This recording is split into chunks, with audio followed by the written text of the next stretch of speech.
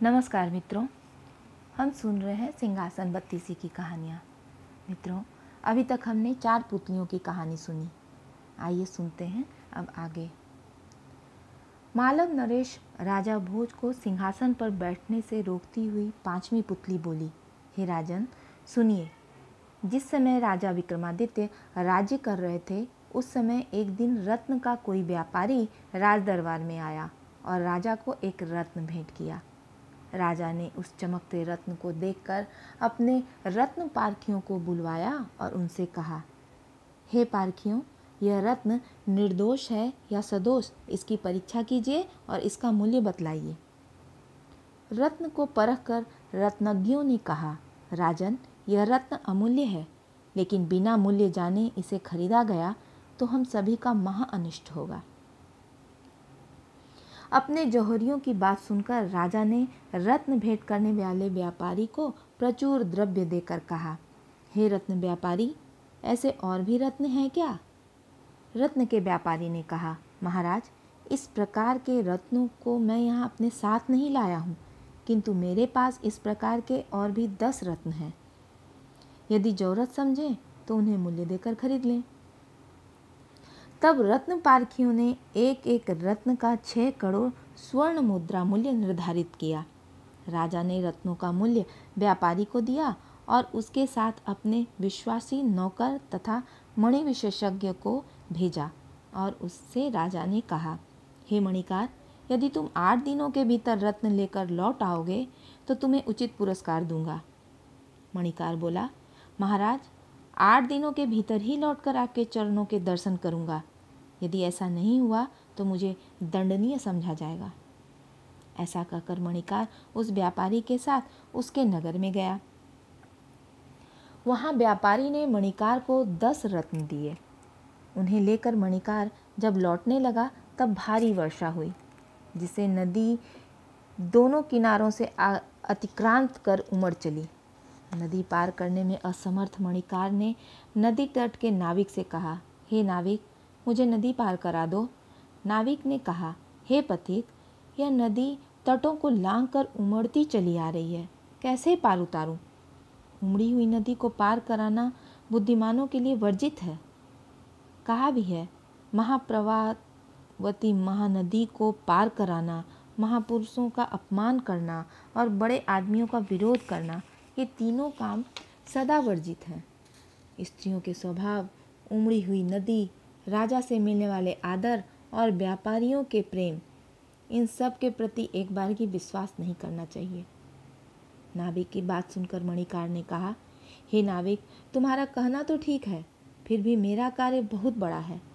सामान्य कार्य से विशेष कार्य अधिक आवश्यक होता है। यही कारण है कि विशिष्ट कार्य सामान्य कार्य का निषेध कर सर्वोपरि हो उठता है। मणिकार ने अपनी बात आगे बढ़ाई, इसलिए मेरा नदी पार करना सामान्य कार्य है, किंतु राजा का कार्य विशिष्ट, अतः बहुत आवश्यक है। नाविक ने पूछा, कौन सा ऐसा वह राजकाज है? मणिकार ने कहा, आज 10 रत्नों को लेकर मुझे राजा के समीप पहुंचना है। इस राजाज्ञा का भंग होने से मुझे राजदंड भोगना पड़ेगा। नाविक बोला, उन रत्नों में 5 रत्न यदि मुझे देना स्वीकार करोगे तो मैं तुम्हें नदी पार करा दूंगा। मणिकार ने नाविक को 5 रत्न देकर नदी पार की और राजा के समीप आकर उनके हाथ में 5 रत्न रख दिए। राजा बोले, मणिकार, क्या 5 ही रत्न लाए हो? शेष 5 रत्न का क्या किया? मणिकार ने अपने साथ घटी सारी घटना राजा के समक्ष ज्यों की त्यों निवेदित कर दी और कहा, यदि मैं 8 दिनों के भीतर आपके चरणों तक नहीं पहुंचता तो आज्ञा का भंग हो जाता और इससे आपके मन में दुख होता, क्योंकि राजाज्ञा का उल्लंघन बिना शस्त्र का ही वध के समान होता है। यही सोचकर मैंने भरी हुई नदी की उतराई के निमित्त 10 रत्नों में 5 रत्न नाविक को दे दिए। मणिकार की बात सुनकर राजा संतुष्ट हो गए और शेष 5 रत्न मणिकार को दे दिए। यह कथा कहकर पुतली ने राजा भोज से कहा, राजा विक्रमादित्य उदारता के गुणों में वरिष्ठ थे। आप में यदि ऐसी उदारता है तो इस सिंहासन पर बैठिए। राजा चुप हो गए। राजा भोज राजा विक्रमादित्य के गुणों को जानते थे, फिर भी उन्हें पुतली के मुंह से उनकी कथा सुनने का कौतूहल था। इसलिए जब वह छठी पुतली के सिर पर पैर रखकर सिंहासन पर आरूढ़ होने लगे, तब पुतली उन्हें रोकती हुई बोली, हे राजन सुनिए। राजा विक्रमादित्य जब राज्य कर रहे थे, तब वह एक दिन चैत महीने में वसंतोत्सव के अवसर पर अपनी रानियों के साथ विहार करने के लिए श्रृंगार वन पहुँचे। वहाँ श्रृंगार वन अनेक प्रकार के पेड़ों से सुशोभित था। वहाँ इंद्र नीलमणि की दीवारों के बीच चंद्रकांत मणि से बना आंगन था, जो अनेक प्रकार के धूपों की सुगंध से व्याप्त था। वहाँ पद्मिनी, चित्रिणी, शंखिनी और हस्तिनी, ये चारों प्रकार की स्त्रियाँ उपस्थित थीं। वे स्त्रियाँ सुंदर कपड़ों में बड़ी फब रही थीं, पान की लाली से अपने होंठ रचाए हुए थीं और फूलों से अलंकृत थीं। राजा विक्रमादित्य ने उन रमणियों के साथ बहुत देर तक विहार किया। उस श्रृंगार वन के समीप चंडिका देवी का एक मंदिर था। वहाँ कोई ब्रह्मचारी रहता था। उसने राजा विक्रमादित्य को वहाँ आया देख अपने मन में सोचा, तपस्या करते हुए मेरा जीवन व्यर्थ ही बीत रहा है। स्वप्न में भी मैंने विषयोपभोग के सुख का अनुभव नहीं किया। विषय भोग से उत्पन्न सभी सुख दुखदायी होते हैं, ऐसा कहने वाले मूर्ख ही हैं।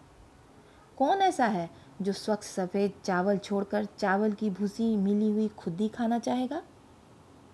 इसलिए बड़ा से बड़ा कष्ट उठाकर भी स्त्री का सुख अवश्य भोगना चाहिए। बहुतों ने कहा भी है कि इस असार संसार में मृगनयनी स्त्रियां पूजनीय हैं। उनके लिए ही तो धन की कामना की जाती है। स्त्री के बिना धन का कोई प्रयोजन नहीं रह जाता। इस असार संसार में स्त्री ही सार है। यही सोचकर महादेव ने पार्वती को अपने आधे अंग की अधिकारिणी बनाया है। ब्रह्मचारी ने इस प्रकार सोचकर निश्चय किया कि संयोगवश राजा विक्रमादित्य यहाँ आए हैं, इसलिए उनसे ग्राम आदि दान में मांग लूँ और किसी कन्या से विवाह कर संसार सुख का अनुभव करूँ तो अच्छा हो। अपने निश्चय के कार्यान्वयन के लिए ब्रह्मचारी राजा विक्रमादित्य के समीप आया और उसने आशीर्वाद देते हुए कहा, पार्वती के साथ आनंद मनाते हुए महादेव के पांचों मुख को एक साथ देखने की इच्छा से चंचल पार्वती की भ्रमर जैसी कजरारी आंखें आपकी रक्षा करें। राजा विक्रमादित्य ने ब्रह्मचारी को आसन पर बैठाते हुए उनसे पूछा, हे ब्राह्मण, आप कहाँ से आए हैं? ब्रह्मचारी ने कपट का सहारा लेते हुए कहा, मैं यहीं रहकर जगन्माता चंडिका देवी की सेवा करता हूँ। देवी की सेवा में मेरे 50 वर्ष बीत गए। मैं अब तक ब्रह्मचारी ही रह गया हूँ। आज देवी ने रात्रि की समाप्ति वेला में स्वप्न में आकर मुझसे कहा, तुम इतने दिनों तक मेरी सेवा में श्रांत होते रहे, इसलिए मैं तुम्हारे ऊपर प्रसन्न हूँ। अब तुम गृहस्थाश्रम स्वीकार करो और पुत्र उत्पन्न करने के बाद मोक्ष प्राप्ति की ओर प्रयत्नशील बनो, अन्यथा तुम्हारी गति नहीं है। क्योंकि ब्रह्मचर्य, गृहस्थ और वानप्रस्थ, इन 3 आश्रमों की उपेक्षा कर जो मोक्ष में मन लगाता है वह नरकगामी होता है। इसलिए पहले ब्रह्मचर्य व्रत, उसके बाद गृहस्थ धर्म का पालन करने के बाद ही प्रवज्ञा लेनी चाहिए।